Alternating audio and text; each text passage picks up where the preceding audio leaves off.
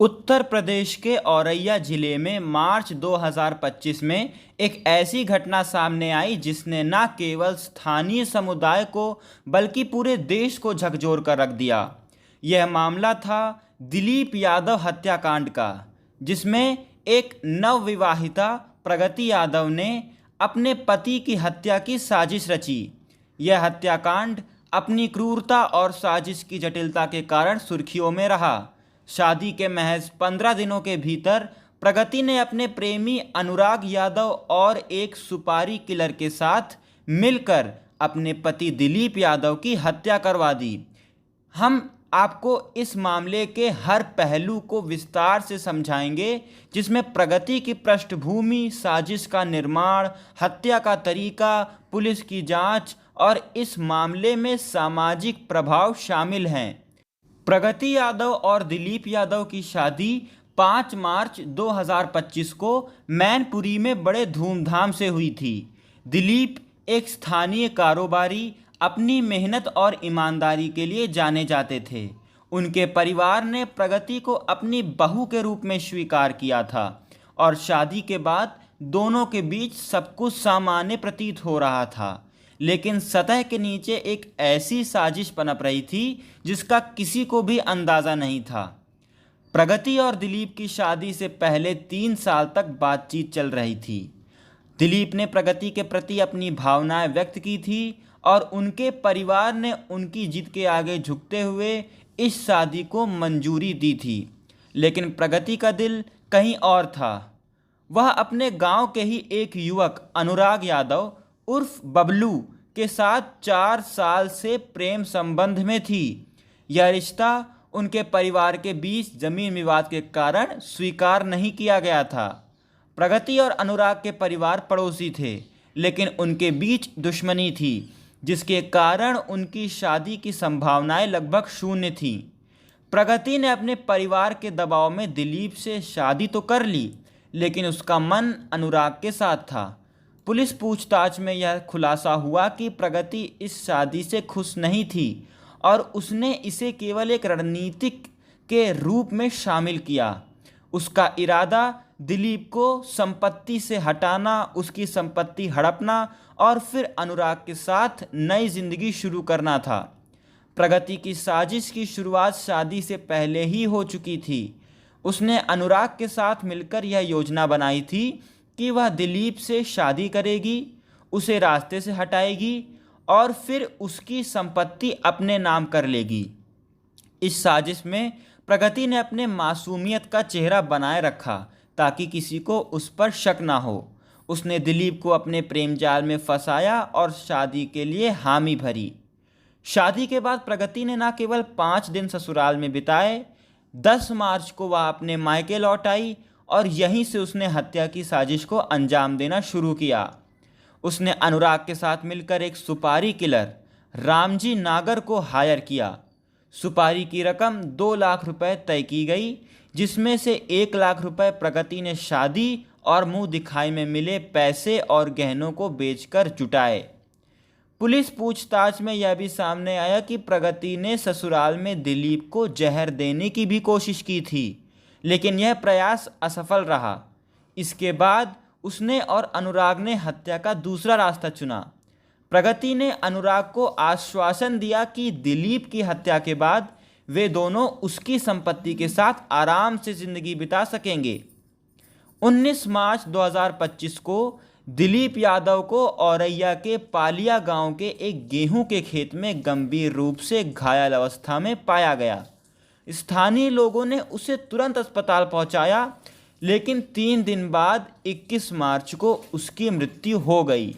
शुरुआत में यह मामला एक सामान्य हमले जैसा प्रतीत हुआ और पुलिस ने अज्ञात व्यक्तियों के खिलाफ हत्या का मामला दर्ज किया, लेकिन सीसीटीवी फुटेज और गहन जांच ने इस मामले को सनसनीखेज सच्चाई को उजागर कर दिया। सीसीटीवी फुटेज में दिखा कि रामजी नागर ने दिलीप को अपनी मोटरसाइकिल पर खेतों की ओर ले गया था। यह बहाना बनाकर कि कुछ काम है। वहां उसने दिलीप पर तमंचे के बट से हमला किया और उसे लहूलुहान कर दिया। बाद में गोली मारकर उसकी हत्या कर दी गई। इस क्रूरता ने न केवल दिलीप के परिवार को बल्कि पूरे समुदाय को स्तब्ध कर दिया। औरैया पुलिस ने इस मामले को सुलझाने के लिए ऑपरेशन त्रिनेत्र के तहत लगाए गए सीसीटीवी कैमरे का भी सहारा लिया। फुटेज में रामजी नागर को दिलीप के साथ देखा गया, जिसके बाद पुलिस ने उसे और उसके सहयोगी अनुराग यादव को गिरफ्तार किया। पूछताछ में दोनों ने प्रगति की साजिश में अपनी भूमिका कबूल की।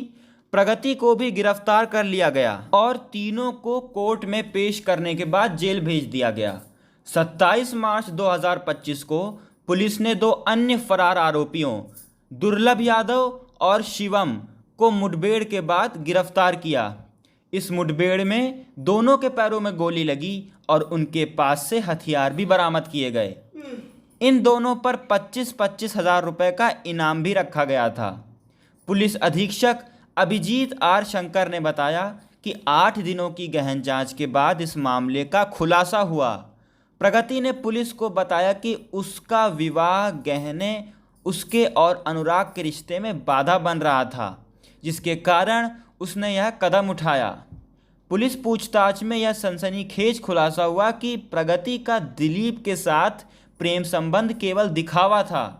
उसकी नज़र दिलीप की प्रॉपर्टी यानी संपत्ति पर थी। उसने अनुराग को वादा किया था कि शादी के बाद वे दिलीप को रास्ते से हटा देंगे और उसकी संपत्ति हड़प लेंगे। यह योजना इतनी शातिर थी कि प्रगति ने अपनी मासूमियत का चेहरा बनाए रखा ताकि कोई उस पर शक न कर पाए। प्रगति ने अनुराग के साथ होटल में रातें बिताई और साजिश को अंतिम रूप दिया।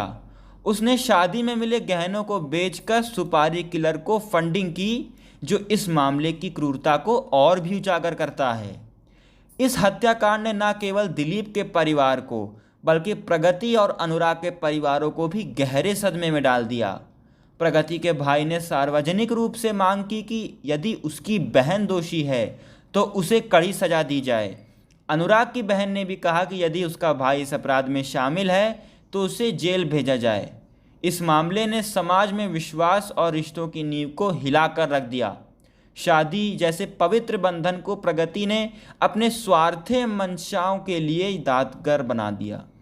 यह घटना मेरठ के सौरभ राजपूत हत्याकांड की याद दिलाती है, जहां भी एक महिला ने अपनी प्रेमी के साथ मिलकर पति की हत्या करवाई थी।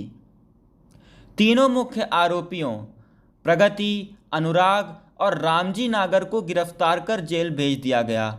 2 अन्य आरोपियों की गिरफ्तारी के साथ पुलिस ने इस मामले को लगभग सुलझा लिया है, लेकिन इस हत्याकांड ने कई सवाल खड़े किए हैं। क्या प्रगति का परिवार उसकी मानसिक स्थिति और अनुराग के साथ उसके रिश्ते से अनजान था? क्या इस हत्याकांड को रोका जा सकता था?